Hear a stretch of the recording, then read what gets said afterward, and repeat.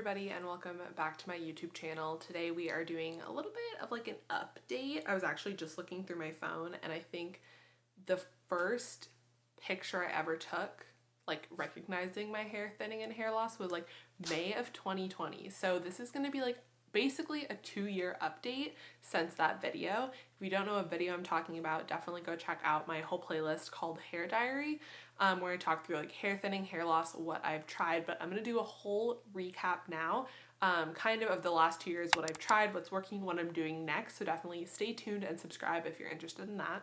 Okay, so like I said, I made a video about 2 years ago called My Biggest Insecurity, where I talked about hair thinning and hair loss and kind of like my recognition of it and actually trying the Ordinary hair serum. That was the first remedy that I tried to figure out what was going on with my hair, how to deal with it, and all that kind of stuff. So I took a lot of pictures. So I'm going to show you the first picture I ever took, which is right here. Kind of embarrassing, kind of weird to like look back at, but that was the first picture I ever took. If you want kind of side-by-side progression photos, definitely check out that first video, and you can see how the Ordinary hair serum did anything for me. Then the next thing that I tried was Rogaine. Keeping in mind during this whole process, I kept getting my hair dyed like I did. I kept getting haircuts. I was using the same shampoo. Basically all I was changing were these like additives into my routine. So I then tried Rogaine, and I'll put up a picture here of what my hair looked when I started Rogaine, and then I'll put up another picture of what it looked like when I ended Rogaine. So that one was definitely like, I don't know, like I feel like it's very like mainstream old, like millennial to think to use Rogaine in your hair, but that's what I did. So I used Rogaine. And then from there, I kind of tried to do a more natural approach. So I was like, okay, these products are like working, but not really. What should I be doing for like my body to improve my hair loss or improve my hair just in general and my body in general? Because there's obviously a reason that this is happening.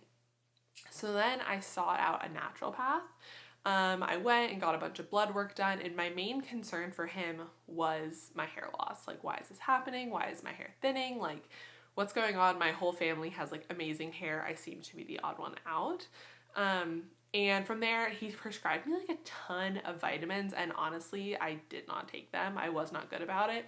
But something that he brought up that I hadn't considered previously was the fact that I was vegan and vegetarian for a large portion of my life.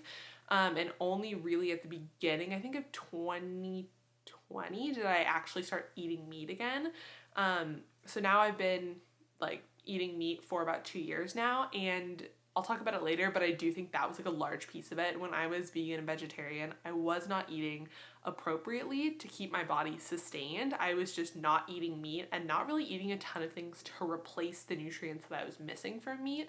Not saying that there isn't a way to do it. There is. I just wasn't doing that right way. So definitely if you're having hair thinning and hair loss, take a look at your diet, what you're eating, what you're consuming, what you might be missing, where there may be gaps.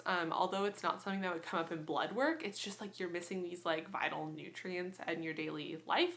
So I think that was like a big turning point for me, just like kind of realizing that the way I ate and the life that I was living could contribute to this hair thinning and hair loss. And then from there, it was kind of this weird phase of like accepting the thinning of my hair and accepting that my hair just might look like this now. I will never have thick, luscious locks like my family or like my roommate or like anyone else. My hair just is what it is to an extent. So I never ever had worn a middle part, because if you looked at the pictures that I put up, the front of my hair is where I have my thinnest amount of hair. So it always scared me to wear my hair in a middle part because I was worried it would look really bald or you would just see like all the white. And I eventually just kind of got over that. I started wearing my hair in a middle part and just like embracing the thinning and the thickness of my hair. And I think once you kind of come to this point of acceptance with something, it really helps you move on from it. And that's really what happened to me. I would say too, a thing that helped me in that transition of I wanted to wear my hair in a middle part, but I was worried about what it would look like, was the Batiste Dark or Divine Dark Dry Shampoo. It helped me fill in almost like makeup, like my part, specifically in the front. I would like put my hand as a shield and spray it in the front. And that helped that transition a little bit more. I sometimes will use that trick when I'm feeling a little bit more self-conscious about it, but like right now today I don't have any product in my hair and I'm wearing my middle part. So definitely like more of a mindset shift for me, but I think that really helped me stop hyper focusing on what I didn't have and really focus on like what I did have. So now we're a little bit more caught up. About probably 6 months to a year ago, I was like, I want to change my shampoo. I'd been using Redken Color Care for years because I use Redken colors. My hairstylist always told me to use Redken shampoo to keep, like, I don't know, just keep your hair nice. But I actually decided to switch shampoos, and I think that made a huge difference. The first switch I made was actually to Day Hair Care. I don't have the shampoo anymore because I ran out, but I still have the conditioner. This is Amber Filler Up's brand. She also makes hair extensions, which I have made videos about if you want to go check those out. But Day was really game-changing for me. I remember it was the first time that I started looking at my hair and being like, wow, my hair like looks kind of thick. It looks healthy. Like my hair felt better. And I remember going to my hairstylist and she was shampooing me and she's like, wow, your hair feels just like so healthy. What are you doing? And honestly, I think just switching shampoos made that difference. So if you've been using the same shampoo for like eons, just change to something else. Definitely keep with like the no sulfates, no sulfites, no parabens, like all of that stuff. Keep your shampoo like high quality. Don't go cheaper, but just try changing it, seeing how it goes. Use a full bottle of something else. Go back to what you liked before. I really like Day. I will link it in the description. It's not currently what I'm using, but I will be going back to that. So I'm going to talk through what I'm using now. What I'm currently using in my hair. I used Day for a long time, and then I started doing the Bondi Boost Hair Grow line. And so I actually took some pictures, which I'll put up just for funsies because I did take these pictures. This is there was some claim that this was supposed to help you grow your hair in like 3 months. I think like 3 inches in 3 months was like the marketing scheme that I'd seen.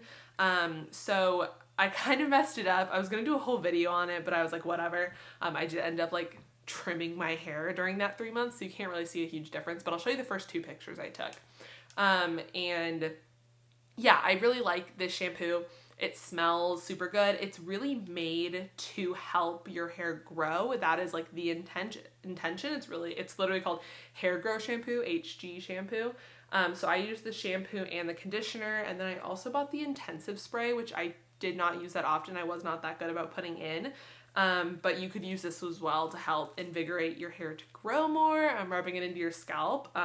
So yes, I used this line and I did see hair growth, but I also think I was to that point of like, okay, I'm like switching up my shampoos. I've been eating a balanced diet for like well over a year. My hair was just to a point where it was prepared to start growing.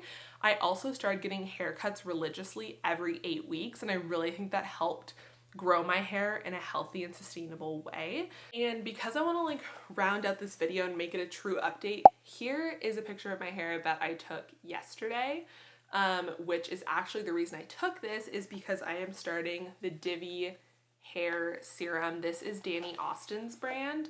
Danny Austin like famously had hair thinning and hair loss, and she would wear wigs. And so she so smartly came out with a hair serum to help with hair thinning, hair loss, all that good stuff. So this is like not cheap. So I will be making an entire video dedicated on my thoughts on this. But just to give you guys a little teaser, this video will be coming on Divi. So if you've been interested, definitely stay tuned. It smells so good. It actually smells like the Bondi Boost stuff, but it just smells like peppermint. So I've only used this one day. I will definitely let you know my thoughts. So that is all the things that I've done over the last 2 years as I've gone through this like hair thinning, hair loss journey with you guys. I definitely think 3 key things: eat a balanced diet, get your hair trimmed more often than you think, change your shampoo, and then also I would say like find ways to just let your hair live and breathe. So not using so much heat on it, like not washing it as much, like just let your hair exist as much as you can.